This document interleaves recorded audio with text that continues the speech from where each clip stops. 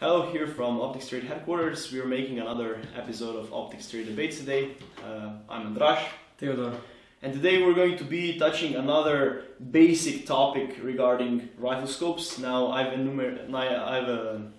gathered all the questions that we received regarding the topic, and the topic is windage range and elevation range. As you can see, we have here an example of a hunting rifle scope, tactical and target rifle scope.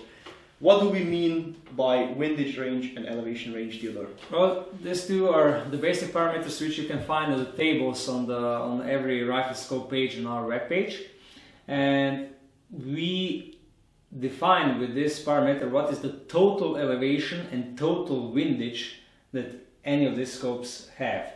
That means how much is the total travel of the reticle inside of the scope when you're zeroing it up and down. It's for elevation. And what is the total windage travel, so left and right, when we are talking about windage.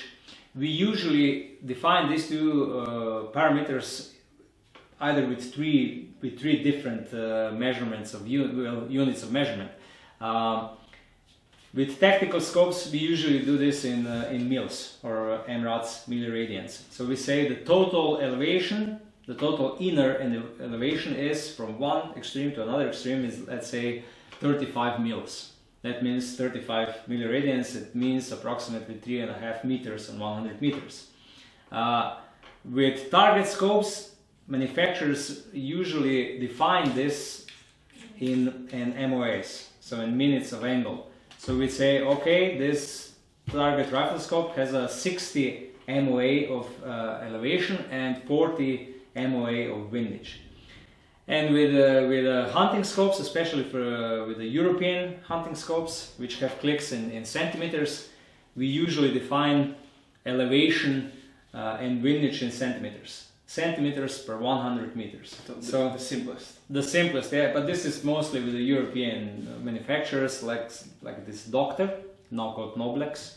The Noblex, they say this scope has 1.6 meters, 1.6 meter of elevation at 100 meters. That means that you can go from one extreme from top to bottom. It's 1.6 meters. You can go with the reticle up or down. Well, not up. It's total. So that means a half up and a half down. I see. Mm-hmm. So there are. Why is it important to, for example, to have a bigger elevation range or windage range? I would say for longer shots you need a bigger elevation range, right? Yeah, let's say with hunting scopes it doesn't really matter. With hunting scopes, if you have more than 1 meter of elevation, that means 50 centimeters up and 50 centimeters down, it's enough. It's zero on the rifle on the 100 meters, and that only means that the mounting solution has to be decent enough that you're inside of this 1 meter of elevation with a target. And with windage, some hunting scopes have even less, some have only 60 centimeters, and that means that the mounting solution has to be well made so that the scope is already really close to the zero position when it's mounted. With tactical scopes, where shots are done also on longer distances, on long range, there the total elevation is really important, because that means how far could the target be and you're still able to hit it. Because we know each caliber has a different ballistics, and some are usable to, let's say, 800 meters, some are usable to 1 kilometer, some are usable even above 2 kilometers. So when you have a caliber and a rifle which is accurate enough and which works well also on 1 kilometer, you have to make sure that your scope has enough internal elevation that you will not run out of clicks. So with tactical it's really important. So with tactical we always look to have at least 20 mils of elevation, or even more, the more the better, so that you don't run out of clicks when you're shooting long range.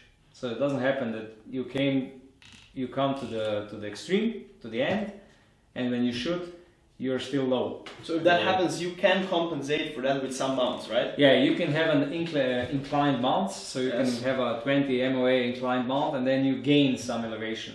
Because you have to know that all elevation up it's not usable, only down it's usable. Of course. So when you're looking at total elevation, you have to understand that only half of this total elevation is really usable, the lower half, because the bullet goes down.